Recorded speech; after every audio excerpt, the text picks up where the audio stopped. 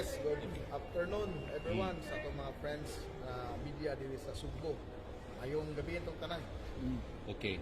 Gob, so nag-trending ang issue sa Chocolate Hills.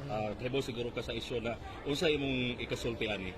Well, when I assume as governor, we come up ng problemahan. Last year, September pa, 2023. And dihay issue tungod kay kanang property title. And then gatagan o pambi o approval sa DNR. But karon gipa-investigate sa province through sa atong board member Jamie Villamor as Committee on Environment. Nakita gyud na ang property title. But tungod kay naa siya sa protected area, kinahanglanon sila na mo sunod sa policy sa maong DNR o sa PAMBI. So mo na karon na naay nag-construct, ipahunong sila tungod kay YECC according sa ni Regional Director Milicor. YECC last year. And then i-required sila YECC karon na naanap ko yung viral po na we come up gawas po ng kanang Captain's Peak sa Sagbayan. Dili na Carmen ha sa Sagbayan na. Dili na sa Sagbayan Nagtugot Chocolate Hills. So may come up na po siya karon na kita ni RD na YECC. So mo na mo issue siya cease and desist order sa maong kanang himong property karon na takong issue sa kabahin sa Chocolate Hills. Ang sa'yo ko na go, it's a private na siya nag-give. Yeah, private na siya ma'am. Titled ang iyang property na tumaan. Nakakatitulan mo na. I don't know kung yun sa... Natitulan siya before sa declaration nga. Base. Okay. Base kay di ko katuhog og nganong natitulan na kay na-issuehan sila pambi o sa approve sa DNR before ko na himong gobernador. So mo na karon na ipa-review na namo na amo ginag pambi di may musugot na naay mausupan ini ko inyo mo gina na aprubahan. Pero kung unsay illegal na gihimo aning resort, like for example nakaguba sa Chocolate Hills and mag-develop na is something na ilang nahilaptan, then DNR issue gado unsay charge ani nilang. Ongoing ba ang construction sa resort go? Or is there cease and desist order? Mo na gingon ako na wa pa jud ko kana ang lugar ako, di ko kasulti kay wa ko kakita sa pag-usan sa una o usan na karon. And matod ni RD kaganiha, wa na sa ICC gipa-stop na nila, so posible pahunong ang ilang trabaho. Pero nag-open daw last January. So mo na karon. I don't know, wala ko padungo nag-opening siya ako. Kaysa video sa vlogger, murag nag-operate na magid siya, nagamit ba ng swimming pool?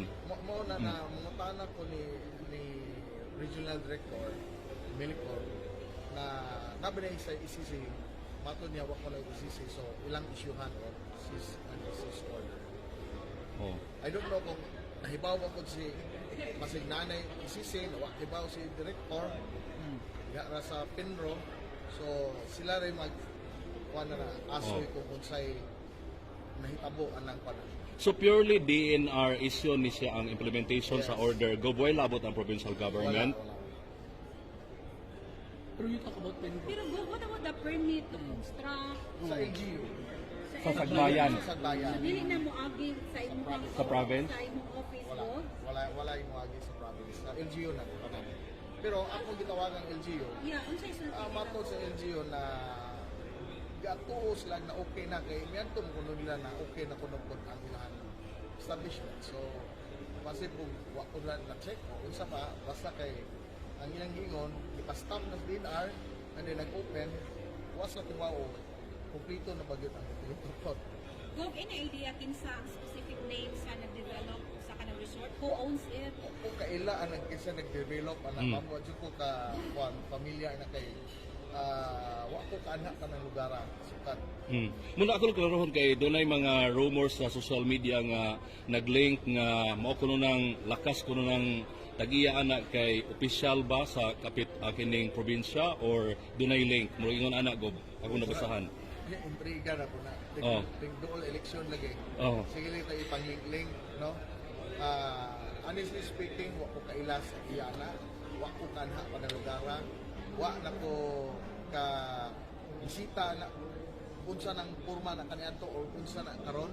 So what gyud tayo link ana. Basig na as laing lain sa probinsya pero sa akong side as governor wa ko idea na. As governor ba, what's your opinion ni mo? Angay ba tukuran na siya o resort diha? Considering it's a national heritage, bitaw na siya. Mao na karon kay ganiha nag-istorya mi na atong naman o ordinansa na safety nets kasabot kaning pambim usahay magpataka lang po o approve pero dili sila familiar sa environment na issue. So, nag-create may other na grupo na mauni mo review kung kanang ip-approve sa PAMBI, pwede ba na himuon?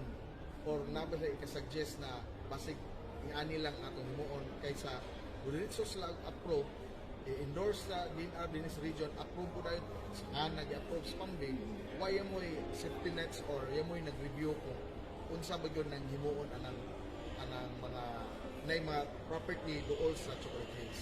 Bohol. Not only Chocolate Hills we're talking about whole area labi na na geopark ng Bohol. Any idea ba sinana sa ilaing mga application for another resort within the Chocolate Hills? Wa ko'y idea pero nag-usa ka ng baghoy the same issue sa Carmen na i-report ng usa na kay na ang atong board member sa Committee on Environment duhakbok na issue kurag the same issue na nay property po tama po og tourist tourist destination. So nag-develop po lang kurag ila po gihilaptan. That's why mo na maghimo mi og laing kaning organization or kaning i-attach na mo sa BEMO na mo na grupo apil ang NGO na mo review sa mga application sa PAMBI before sa mga approve kinahanglan mo pass ani aron dili mahitabo pagbalik ang mga hitabo karon.